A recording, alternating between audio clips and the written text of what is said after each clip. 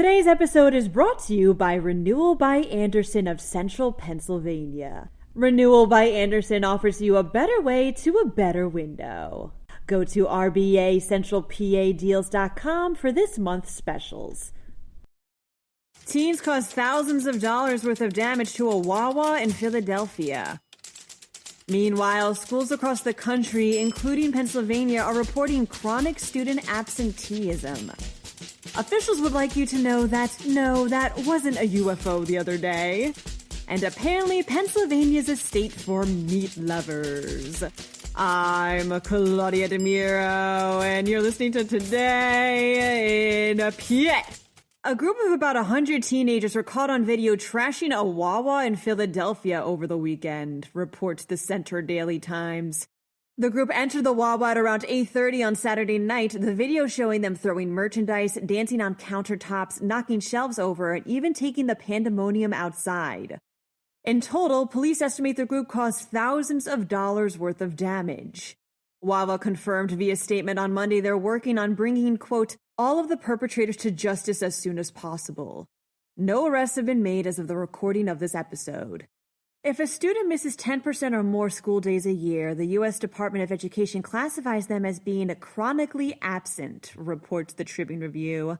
According to the department, millions of students have been classified as such nationally. This problem, which many experts say was exacerbated by the pandemic, has touched Pennsylvania, in which the State Department of Education found about 11,000 students were chronically absent from just 15 schools in the greater Pittsburgh area as of last school year.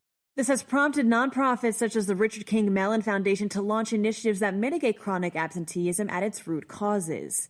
Says Bridget Clement, Executive Director of Communities and Schools of Pittsburgh-Allegheny County, quote, attendance is a symptom, not a problem.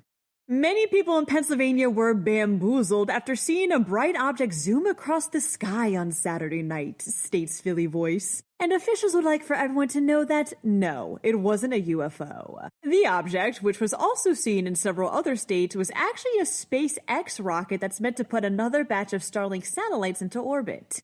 Read one tweet, quote, grateful that my neighbor talked me down from us being attacked by aliens and that it was only the Starlink satellite. At least, for now. Pennsylvania is apparently a state for meat lovers, says PennLive.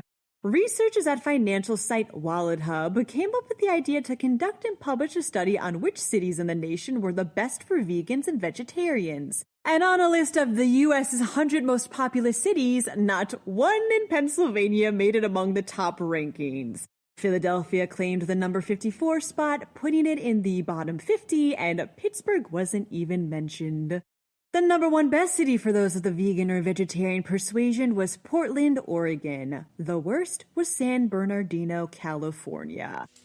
That wraps up today's episode. For more news, visit PennLive.com. Also, please remember to give this podcast a rating and to share it around where you can. Thanks ahead of time, and as always, thanks for listening. I'm Claudia Dimuro, and I'll be back again tomorrow for another round of Today in PA.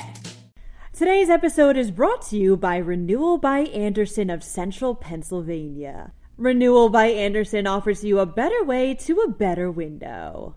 Go to RBACentralPADeals.com for this month's specials.